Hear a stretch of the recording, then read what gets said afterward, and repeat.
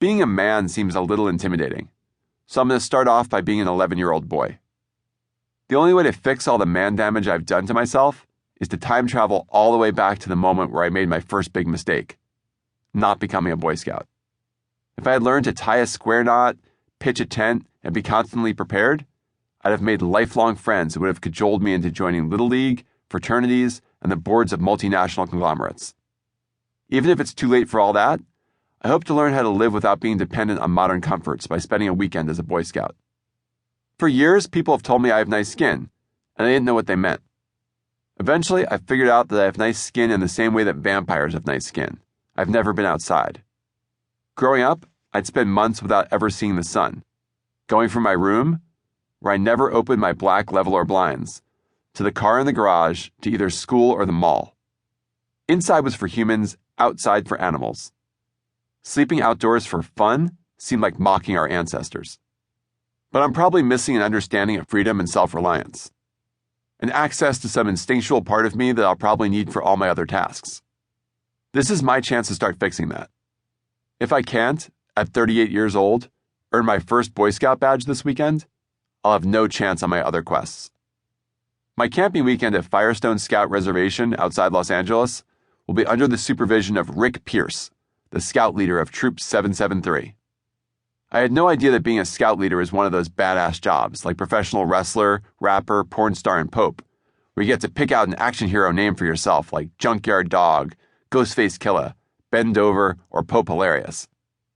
I'm excited to be under the tutelage of someone who would make such an excellent choice for scout leader nom de guerre.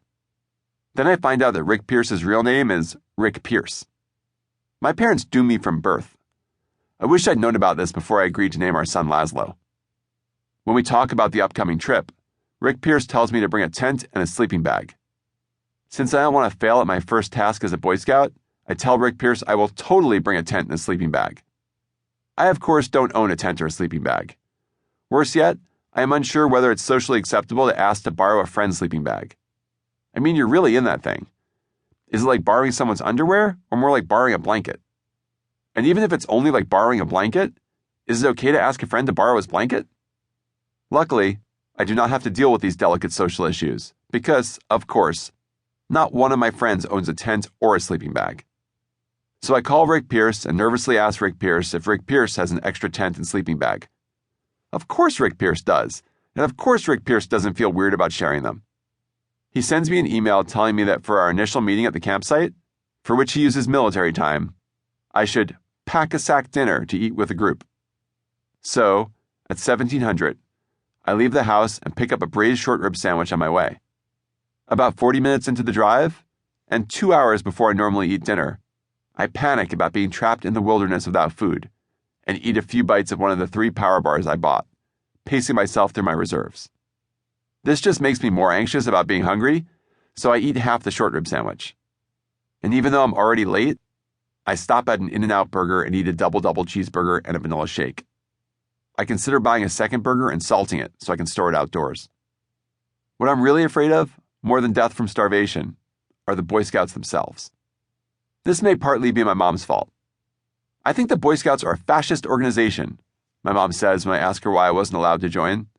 It's exactly what she said when I was a kid. I don't like the regimentation.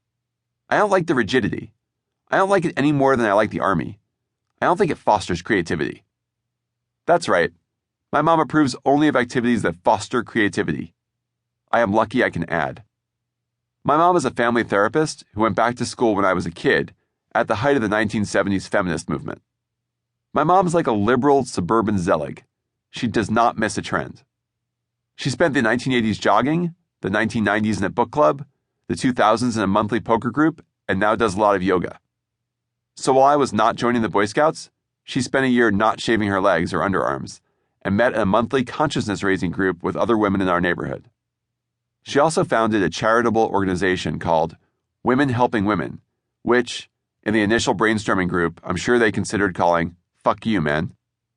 My mom's resistance to the Boy Scouts was fine with me when I was a kid, since none of the Boy Scouts activities involved reading or watching television. Instead, Boy Scouts are tiny little survivalists, the kind who carry knives and smash the glasses of the asthmatic.